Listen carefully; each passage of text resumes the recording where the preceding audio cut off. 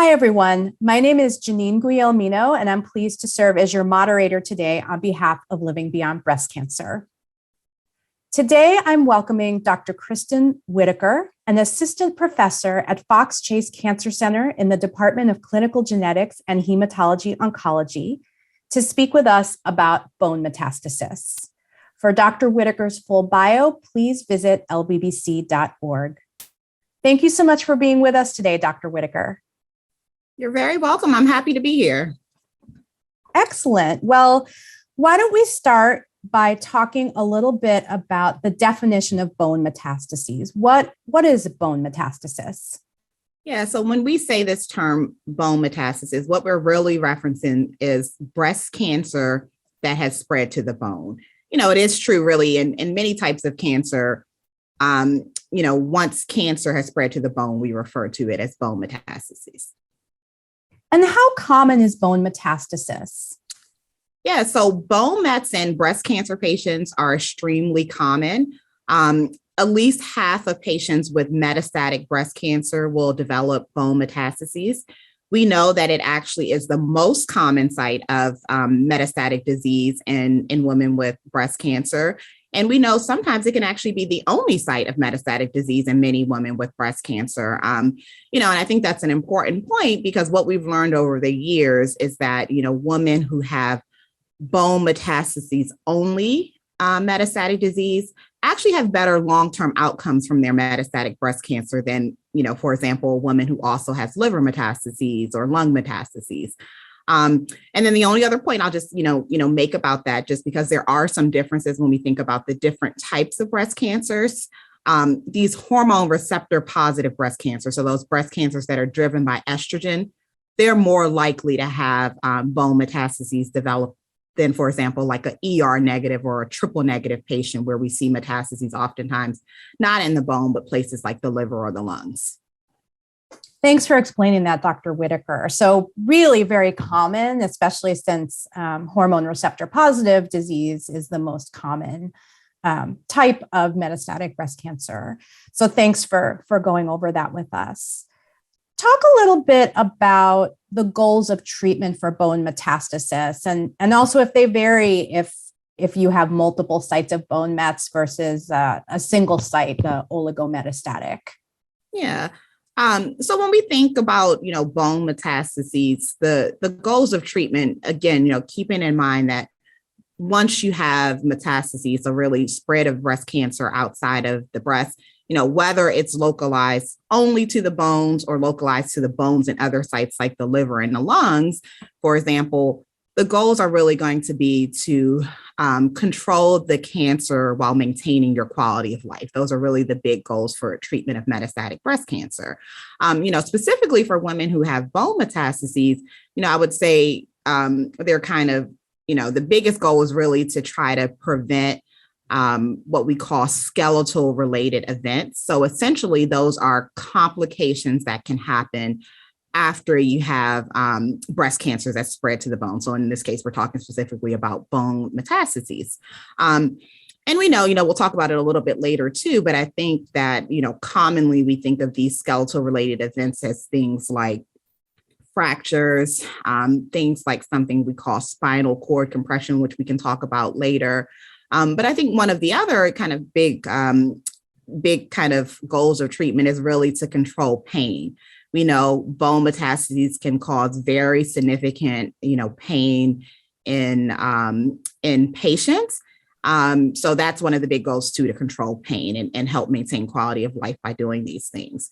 And then, you make a good point about kind of the kind of differences in management of kind of a single metastatic site or just a few metastatic sites, what we call oligometastatic disease versus kind of more diffuse, bone metastases. In general, I think, we're still learning the best way to manage oligomets. Sometimes in certain situations, if you truly only have one or two sites of disease, sometimes patient will be given kind of more definitive treatment in the form of radiation therapy to control those sites. And sometimes, they'll need radiation plus kind of systemic therapy. So things like hormonal therapy or chemotherapy, Whereas once you have more diffuse metastatic disease, typically radiation is not going to be given in terms of controlling the cancer. The times that radiation would be used is if you had a significant kind of bone metastases, say, for example, in your spine or in your hip that's causing pain. In those cases, we're really using the radiation to control pain. Thanks for explaining that. And just to follow up, you had started to talk a little bit about pain from bone metastasis. In addition to pain, what other impacts could bone metastasis have on your health, that the actual disease itself? Yeah, so I think probably what we worry about the most is one of these, what we call, again, skeletal related events. You may hear that term sometimes. That's why I keep using it. But one of the biggest things we worry about actually is fractures, especially when we know we have bone metastases in sites that are kind of weight bearing. So things like the hip, for example, we really worry about, women sustaining significant hip fractures, which can really be quite detrimental from kind of a long-term quality of life standpoint. So that's probably one of the biggest kind of complications we worry about outside of pain. But then the second, and it's a little bit more rare, especially with kind of our current management of bone metastases, are that you can develop this, what we call spinal cord compression, which is essentially when you have bone metastases normally in the spine that's pressing on the nerves in the spinal canal. And that can cause a lot of different complications. And what sort of, what might someone feel if they had that impact? What would they look for? Spinal cord compression. Yeah, this is a really important thing to kind of know what the warning signs are, because this is what we really consider an emergency when you have metastatic breast cancer. So the kind of things that you look out for in these cases are going to be significant pain. So the pain is normally going to be localized to the back, sometimes to the neck. Probably one of the biggest things, though, is if you start to experience trouble controlling your bowel or your bladder. So all of a sudden you can't control when you urinate or when you have bowel movements, or if you have some weakness in the lower extremities. That's the other thing. Weakness is another sign that goes along. So those are really kind of the big things: pain, weakness, and potentially problems controlling the bowel and bladder. Thanks for reviewing that. So if you're experiencing those symptoms, it would be good to talk with your doctor about it. Yeah. And sometimes we say in those situations, if you can get in contact with your doctor right away, then that's a great thing. If there's going to be a little bit more of delay, again, it really is a medical emergency. Kind of time is of the essence. So sometimes in those situations, it's okay to even take yourself to the emergency room and then kind of reach out to your doctor afterwards. Great. Thank you. So Dr. Whitaker, you had started talking a little bit about the treatments available for bone metastasis. Could you review with us the standard treatments that you would start looking at and the reasons why they would be used in bone mets? Yeah, so I think when we think of patients with bone mets, they're really kind of two different categories of I guess, treatment per se. So one, again, keeping in mind that because bone metastases represent a form of metastatic disease, the ultimate goal is that you need some type of systemic therapy to control that metastatic disease in the bone. So that can look different for every patient depending on what past treatments you had and also what type of breast cancers. But the things that we standardly are going to think about are potentially hormonal therapy, so medications like tamoxifen or an aromatase inhibitor. Targeted therapies, I know a lot of times we hear about these medicines called like palbociclib, the other name is Ibrance, or ribociclib, the other name is Kisqali. There's three of them really. So, any of those targeted agents could be part of the treatment. And then also things like chemotherapy or immunotherapy could also be part of the treatment. So really any of those treatments that we traditionally use to treat metastatic disease would be an option for you when you have bone metastases. But then kind of the second and more unique aspect of treatment is really treatment that's really aimed at trying to reduce the chance of having these skeletal related events. So things like fractures, things like pain from your bone metastases, spinal cord compression, And one thing I realized I didn't say earlier, but it can be a major complication, is elevated calcium levels in your blood too, what we call hypercalcemia. So there are really two medications that we standardly use to manage these skeletal related events. One of the medications is called Xgeva, and it's a shot that you typically take once a month. And then the other medication is a medication called Zometa, and Zometa is typically given as an infusion. Sometimes it can be given once a month. Sometimes it can be spaced out a little bit more to like every 3 months. And those medications, Dr. Whitaker, Xgeva, and Zometa, those are bone strengthening medications, correct? Absolutely. So what are the goals of those medications? What are their role here in bone mets?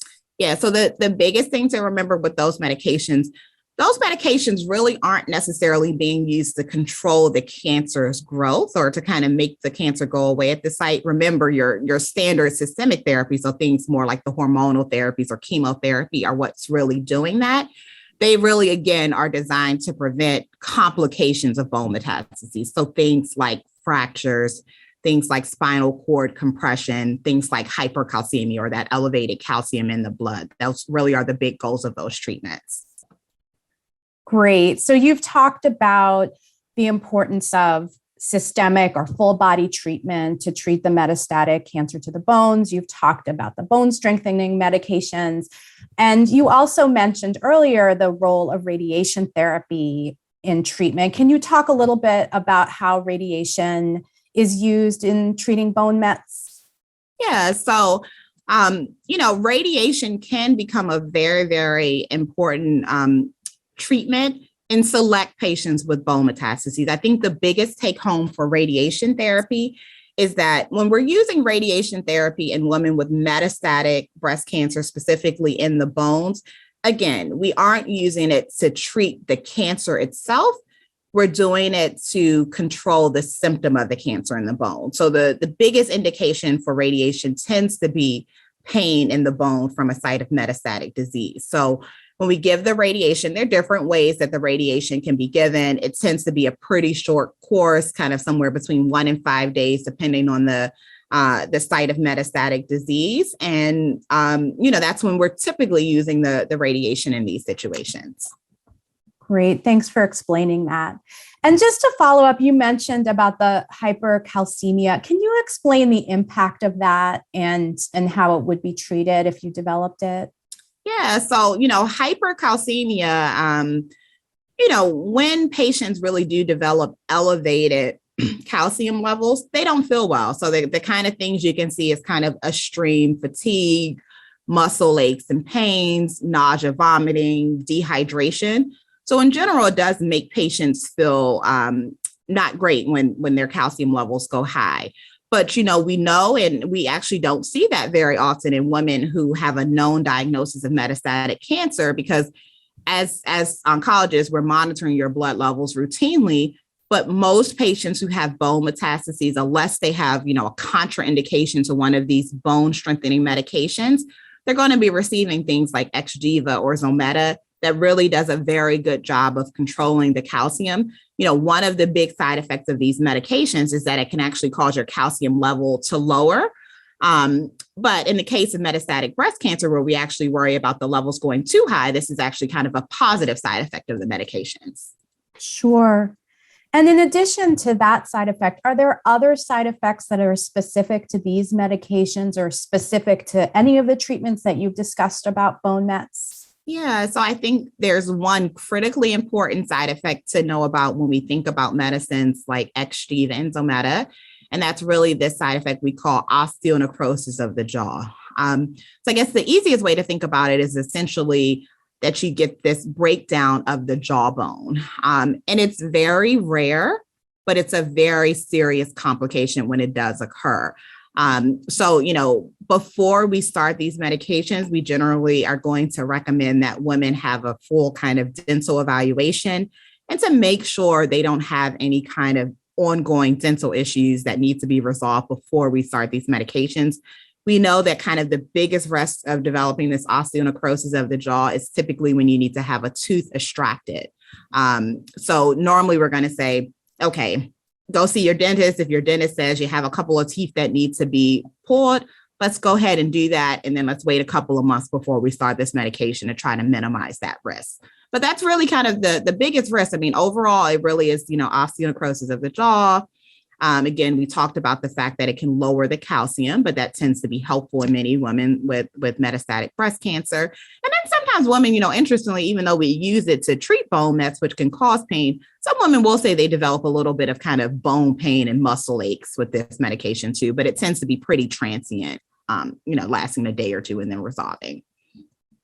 So in addition to radiation therapy for bone pain that you had talked about, are there other ways to treat bone pain if people have bone pain? Yeah, so I would still say probably the most common management of bone pain related from metastases is going to be medications. So when patients have metastatic disease in the bones that's causing pain, there are different ways to kind of manage it, but, a lot of times that's going to involve either medicines that are anti-inflammatory medicines like ibuprofen or Aleve, but oftentimes opioid medications are needed in those kind of situations. So things more like oxycodone or morphine to help control bone pain. But I would say really kind of the mainstay of management of bone pain is really going to be medications. Great. Thanks, Dr. Whitaker.